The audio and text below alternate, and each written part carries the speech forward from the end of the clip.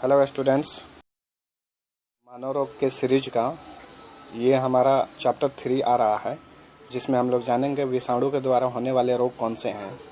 इसके पहले पार्ट 1 में जीवाणु के द्वारा और पार्ट 2 में परजीवी के द्वारा होने वाले रोग के बारे में हम लोग जाने थे और उससे प्रभावित होने वाले अंग के बारे में हम लोग जाने थे। आज हम लोग विषाणु के बारे में जानेंगे। तो सबसे पहले हम लोग ये देख लेते हैं कि विषाणु होता क्या है। ठीक है, तो विषाणु अकोशिकीय जीव होता है। ठीक है, और ये मृत अवस्था में पाया जाता है। इसमें कोई भी जीवन काल नहीं होता है जब भी ये कहीं अलग रहता है, मतलब ये मृत अवस्था में पाया जाता है, ये जीवित नहीं रहता है। जब ये किसी जीवित, चाहे वो मनुष्य हो या कोई जीव हो, जब वो किसी जीवित जीव के शरीर में प्रवेश करता है तब जाके वो अपना कमाल दिखाना स्टार्ट करता है। विषाणु जब तक वो किसी जीव के अंदर नहीं जाएगा तब तक वो मृत अवस्था में रहता है। विषाणु का ये डेफिनेशन है। और जब वो किसी मनुष्य के अंदर जाता है, किसी जीव के अंदर जाता है, तो जाके वो विषाणु अपनी प्रजाति जो है वहाँ पे पैदा करने लगता है और उसका डीएनए और आरएनए पूरी तरह से प्रभावित करता है विषाणु। ठीक है, इसके बारे में थोड़ा सा और जान लेते हैं। 1886 ईस्वी में एडोल्फ मेयर ने बताया था। सबसे पहले एडोल्फ मेयर ने ये बताया था कि तंबाकू का जो पौधा होता है उसमें एक रोग होता है जिसका नाम है मोज़ेक रोग। तो उन्होंने ये बताया था, एडोल्फ मेयर ने ये बताया था कि वो जो मोज़ेक रोग है वो एक विषाणु है। ठीक है, उसके बाद 1892 ईस्वी में रूस के वैज्ञानिक इवानोस्की ने बताया था 1892 ईस्वी में विषाणु के बारे में। उन्होंने भी तंबाकू पर जो शोध कर रहे थे, तंबाकू पर होने वाले बीमारी जो मोज़ेक रोग है उसके बारे में जब भी वो शोध कर रहे थे, तो उन्होंने ये बताया कि ये जो मोज़ेक है ये एक तरह का विषाणु है।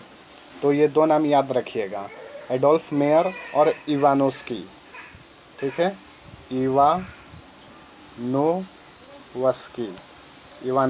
ये दो नाम याद रखिएगा। ठीक है, तो विषाणु का डेफिनेशन हम लोग देख लिया। अब देखते हैं हम लोग विषाणु द्वारा होने वाले रोग कौन कौन से हैं। तो इसमें एड्स होता है, डेंगू होता है, पोलियो, चेचक, छोटी माता, खसरा, रेबीज। ठीक है, और एक और रोग है पीलिया।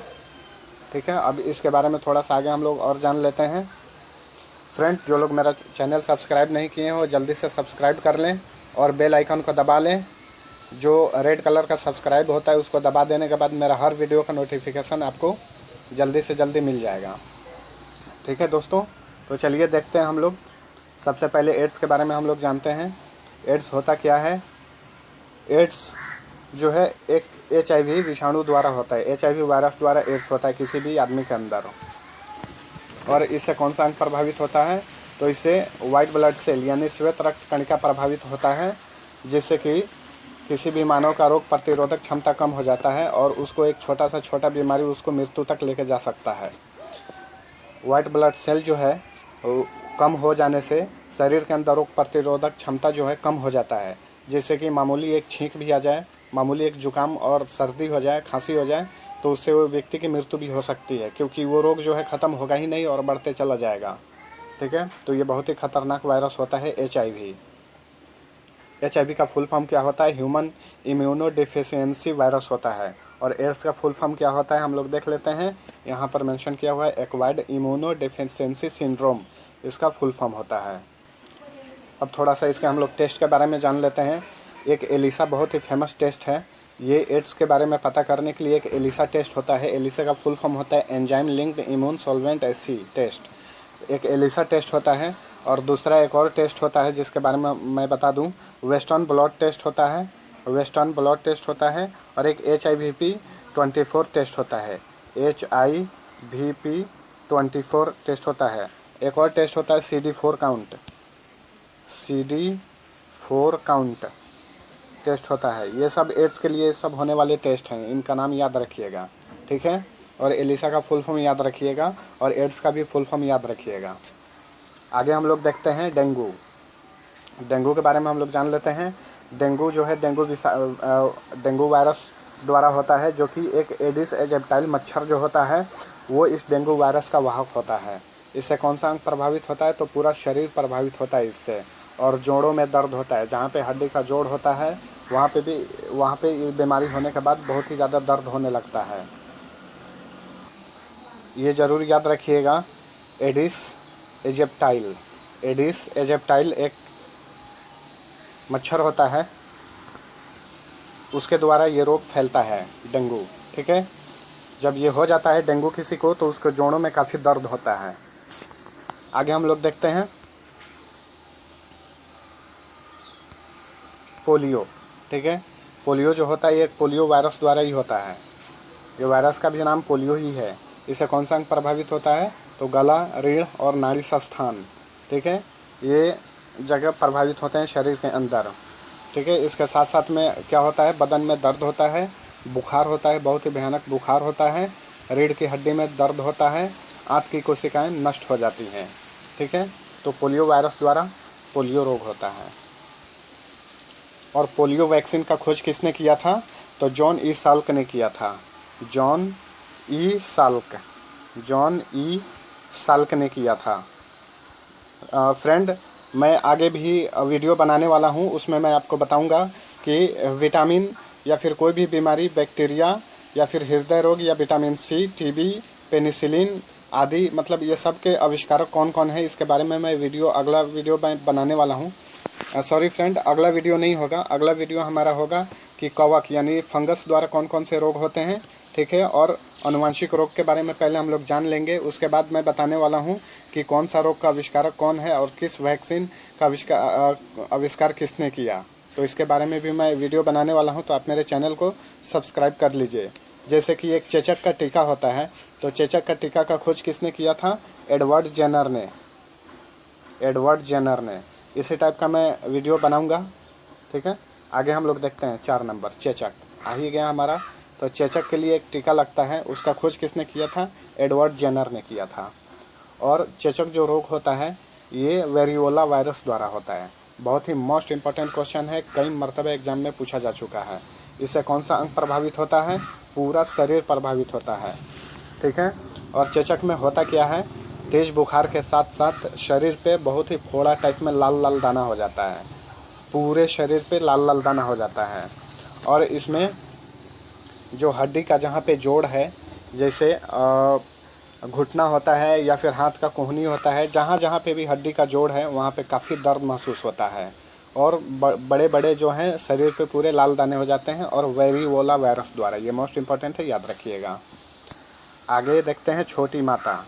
ठीक है, एक चीज़ याद रखिएगा, जो कि चेचक होता है उसे हम लोग स्मॉल पॉक्स बोलते हैं इंग्लिश में। और छोटी माता जो होता है ये भी एक चेचक का ही रूप है, लेकिन ये इसमें छोटा छोटा सा फोड़ा निकलता है शरीर पे, इसको हम लोग चिकन पॉक्स बोलते हैं। और ये वेरिसेला वायरस द्वारा होता है। वेरियोला वायरस और वेरिसेला वायरस में कंफ्यूज नहीं होइएगा। वेरियोला वायरस से चेचक होता है यानी स्मॉल पॉक्स होता है, और वेरिसेला वायरस से छोटी माता रोग यानी चिकन पॉक्स होता है। इससे भी कौन सा अंग प्रभावित होता है? इससे भी पूरा शरीर प्रभावित होता है। इसमें भी थोड़ा बुखार होता है, बहुत भयानक बुखार नहीं होता है, इसमें थोड़ा सा बुखार होता है। और शरीर पे छोटा छोटा जो है पित्तिकाएँ होती है, यानी छोटा छोटा दाना इसमें होता है। और 6 नंबर हम लोग देख रहे हैं खसरा। इसे हम लोग इंग्लिश में मेसल्स या एचएस बोलते हैं। और ये कौन से विषाणु द्वारा होता है? पैरामिक्सो वायरस द्वारा ये होता है खसरा रोग। अक्सर ज़्यादातर ये बच्चों में होने वाला रोग है, खसरा रोग। इससे कौन सा अंग प्रभावित होता है? पूरा शरीर प्रभावित होता है। इसमें भी थोड़ा बहुत बुखार आता है और छोटे छोटे दाने टाइप होने लगते हैं शरीर पे। तो पैरामिक्सो वायरस द्वारा कौन सा रोग होता है? मिसल्स यानी खसरा रोग, अक्सर बच्चों में होता है। अगला हम लोग देखते हैं रेबीज। ठीक है, बहुत इंपॉर्टेंट है, बहुत बार क्वेश्चन ये पूछा जा चुका है रेबीज के बारे में। ये रैबिडो वायरस द्वारा होता है। रेबीज जो बीमारी है ये रैबिडो वायरस द्वारा होता है। इसमें कौन सा अंग प्रभावित होता है? तो पूरा तंत्रिका तंत्र प्रभावित होता है। इसका जो है लक्षण क्या है थोड़ा सा बता दूं, तो इसका लक्षण ये है कि ये बीमारी जिसको भी हो जाता है रेबीज, वो पागल हो जाता है, और कुत्ता जैसे कि अपना जीभ बाहर निकालता है ना, वो आदमी भी ऐसा जीभ बाहर निकालने लगता है और उसको पानी से डर लगता है, जिसे हम लोग एक्वाफोबिया भी बोलते हैं। जिसको पानी से डर लगता है उसे एक्वाफोबिया बोलते हैं। और ये रेबीज बीमारी जो है जानवरों को काटने से होता है, जैसे कि कुत्ता काट ले या फिर कोई और जानवर काट ले तो ये रेबीज बीमारी उसे हो जाता है और उसे पानी से डर लगने लगता है। ये बहुत ही, जितना भी मैं पॉइंट बता रहा हूँ बोल के, मैं लिखा नहीं हूँ, तो आप नोट कर लीजिएगा। जिसको पानी से डर लगता है उसको कौन सा बीमारी होता है?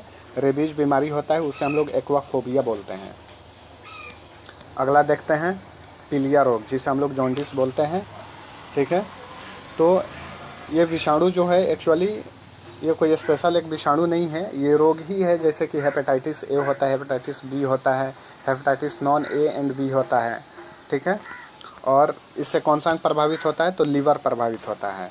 यकृत, पूरा शरीर में पीला पड़ जाता है, पीला पसीना निकलने लगता है। ठीक है, तो पूरी तरह से लीवर प्रभावित होता है इसमें। और ये जो है पीलिया अगर रोग किसी का बढ़ जाता है, यानी जॉन्डिस बहुत ही ज़्यादा हो जाता है, तो बहुत ज़्यादा चांस है कि उसको हेपेटाइटिस बी हो जाए। अगर हेपेटाइटिस बी हो जाएगा तो उसकी मृत्यु भी हो सकती है। तो ये रहा हमारा आज का वीडियो, जिसमें हम लोग विषाणु के बारे में जान चुके हैं। और इसके बाद जो हमारा वीडियो आने वाला है उसमें कवक, फफूंद के बारे में हम लोग जानेंगे और आनुवंशिक रोग के बारे में जानेंगे। उसके बाद मैं एक वीडियो बनाऊंगा जिसमें कि कौन से बीमारी और कौन से वैक्सीन का आविष्कार किस वैज्ञानिक ने किया, उसके बारे में एक वीडियो में बना दूंगा, जो कि बहुत ही इंपॉर्टेंट है। हर एग्जाम्स में उससे पूछे जाते हैं क्वेश्चंस। तो हमारे चैनल को जरूर सब्सक्राइब करिए। यहाँ पे एक रेड बटन नहीं फ्रेंड, यहाँ पे एक गोल बटन दिखाई देगा, आप उस पर क्लिक करके हमारे चैनल को सब्सक्राइब कर सकते हैं।